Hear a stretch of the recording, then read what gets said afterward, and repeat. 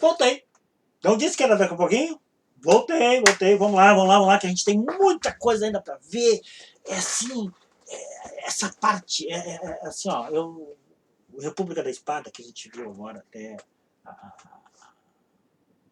o final do mandato do Floriano, de 1894, é uma perna bem curta. Né? Um coicinho de porco, sabe? Rapidinho. Coisa. Agora nós vamos ver realmente a República Oligárquica, que ela é 36 anos. Ah, então, tem 36 anos, ela é longa. E a gente começa... Esqueci de pegar uma água, isso é muito importante. Tem que anotar isso aí. A República Oligárquica. O que é oligarquia? Pô, é um determinado poder que fica na mão de poucos. Entendeu? Então, quer dizer, o governo do Brasil ficou na mão de poucos. Uma parte da sociedade, uma fatia da sociedade bem pequena, inclusive. Não é da grande maioria. O povão nunca teve participação. Independência do Brasil, nada de povo. Proclamação da República, muito menos ainda. Né? Então, depois de 1930, golpe de 30, né? Não tem. Pífia coisa, dá vontade até de rir. Mas assim, ó, como começa a oligarquia? Primeiro, os cafeicultores de São Paulo, do oeste de São Paulo, eles pensam o seguinte: vai terminar a escravidão. Vai terminar a escravidão. O governo imperial, ou monárquico, como queira, não vai ter força para nós, não, e não vai abrir mão do poder, porque nós precisamos ter poder, estar no poder. Temos dinheiro, estamos plantando café para dedéu, né? E a gente vê o seguinte, ó, em 1800, depois da febre de ouro, né, do ciclo do ouro em Minas Gerais, antes teve o açúcar, a cana-de-açúcar com açúcar, nós sempre ficamos carentes de um produto que levantasse, que levantasse as exportações, que nos trouxesse dividendos, que trouxesse dinheiro para dentro, divisas, as divisas nossas fossem bem, o dinheiro para dentro do Brasil, que a gente conseguisse nos movimentar, né? Então, e o café vem lá em 1800, início de 1800, vem para o Brasil, porque ele não era brasileiro. Né? O café, se eu não me engano, ele é asiático. Né? E ele vem para cá e se dá bem. Eles, ali no Vale do Paraná, no Rio de Janeiro, se dão muito bem plantando o café e se tornam, na época do Império, os barões do café. E começam a mandar muito. Né? Mas eles não têm o poder, eles estão no poder. Atravessa os morros e vai para o oeste de São Paulo, para São Paulo, e daí depois toma o rumo do oeste de São Paulo, na Terra Roxa, né? Eles começam a plantar muito, ganhar muito dinheiro. Daí o carro-chefe para vender é o café. O café era tudo. O café era a maior riqueza do Brasil, era o café. Os outros andavam atrás do café, bem atrás. Oxi! Né? Então o que acontece? Os paulistas, os cafeicultores paulistas, eles querem o poder, eles não querem estar no poder, eles querem ser o poder. Por quê? Porque eles precisam garantir dinheiro para a safra, eles precisam garantir que compre as super safras, tá? Ele tem que ter isso.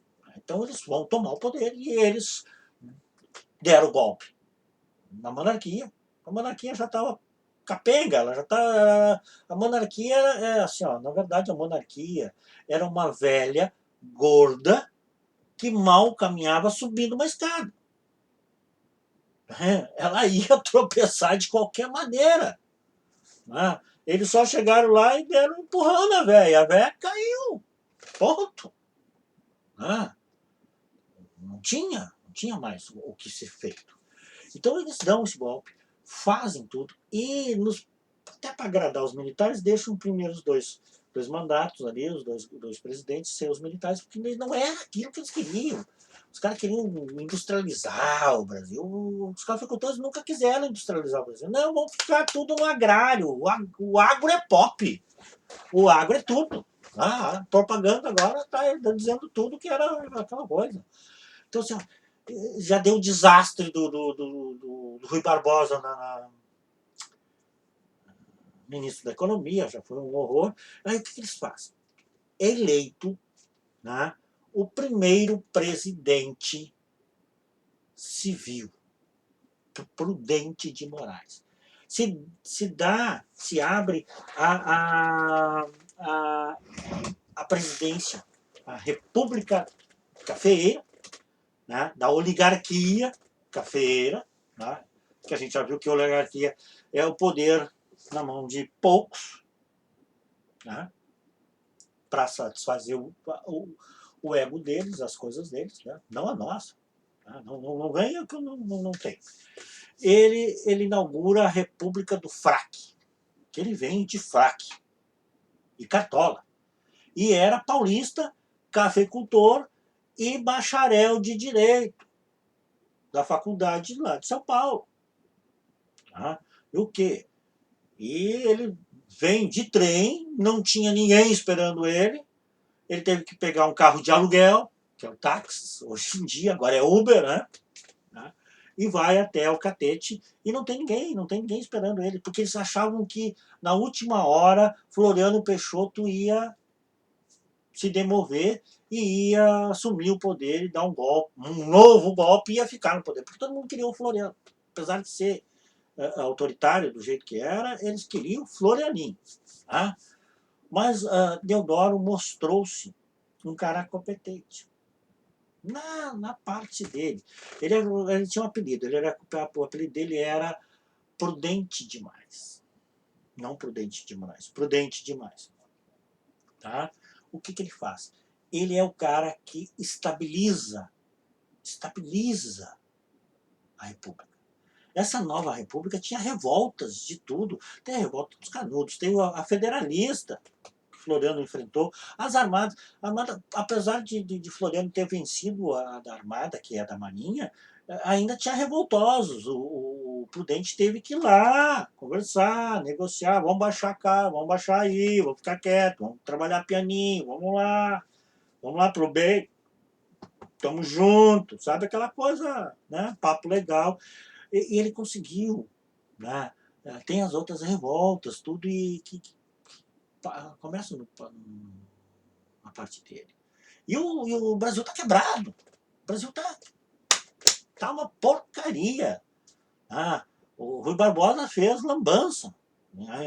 Hiperinflação, desemprego, tinha dinheiro, tinha papel moeda, mas não valia nada. Então era muito complicado. Mas ele estabiliza e passa, né, relativamente bem o governo dele, apesar, né, que o vice dele planejou a morte dele. Né? Contratou o cara tirou, não pegou direito, não matou, deu um auê desgraçado. É uma bagunça que tem. Ele se recupera, volta, prende o vice, dá um auê desgraçado, mas ele consegue. Né? Depois dele vem Campos Salles. Eu vou dar umas pinceladas, porque depois a gente vai retomar tudo e ver parte por parte legal isso aí. Eu vou ver os 3 primeiros presidentes, que é o Campos Salles é o segundo, né? E depois, se eu não me engano, é o Rodrigo Alves.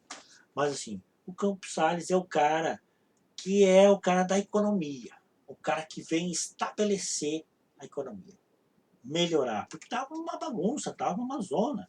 E assim, ó, os cafeicultores de São Paulo precisavam estabilizar, porque eles têm que vender safra.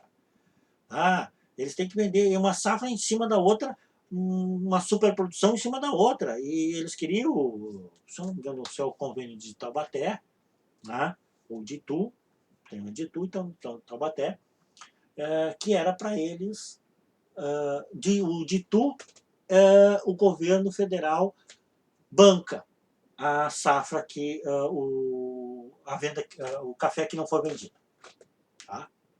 Que não foi vendido, nós vamos comprar. O meu dinheiro, o teu dinheiro, nós vamos pagar para eles ganharem. Tá? Então, mas eles não poderiam plantar mais plantações. Abrir mais roça para plantar. Eles o que fizeram? Abriram mais roça, plantaram mais, outra superprodução e nós pancamos de novo. O que Campos Salles faz? Ele bota selos. Ele é o Campos Selos, o apelido dele. Por quê? Porque ele começa a taxar, ele começa a botar impostos para poder dar um troco, reverter essa coisa. Ele vai lá no banco da Inglaterra, aí o Royal Bank. E o que ele faz? Tá devendo um monte. Chega lá na carinha dura e diz, ó, seguinte, me dá um empréstimo aí que eu pago. E daí começa de novo, né? Foram 10 milhões de libras esterlinas. Se eu não me engano, 10 milhões. 10 milhões ou 10 bilhões de libras.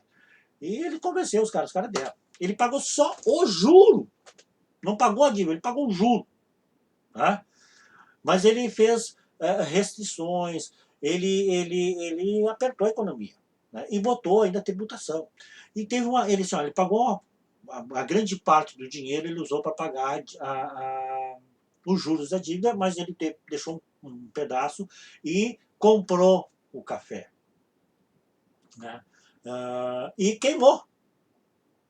Porque ele tinha que dar um jeito, não podia ficar aquele café lá, e se ele mandasse para nós, para a população, ia baratear demais, ia dar muito problema, ele queimou. E alguns que não foram queimados ficaram nos Estados Unidos nos depósitos, e eles continuaram pagando o aluguel para estar depósito lá. Tá? Mas isso aí é tranquilo, isso aí é babado. Mas ele até hoje continua. Por que é Campos Salles? Os impostos é um selo. Se você olhar o cigarro, ele ainda vem com selo. Né? A carteira de cigarro vem com selo. Aquilo ali é que ela está sendo taxada pelo governo federal. A cachaça, tá? Ela vem com selo também e ela é taxada pelo governo federal. É uma coisa que já vem daquele tempo lá.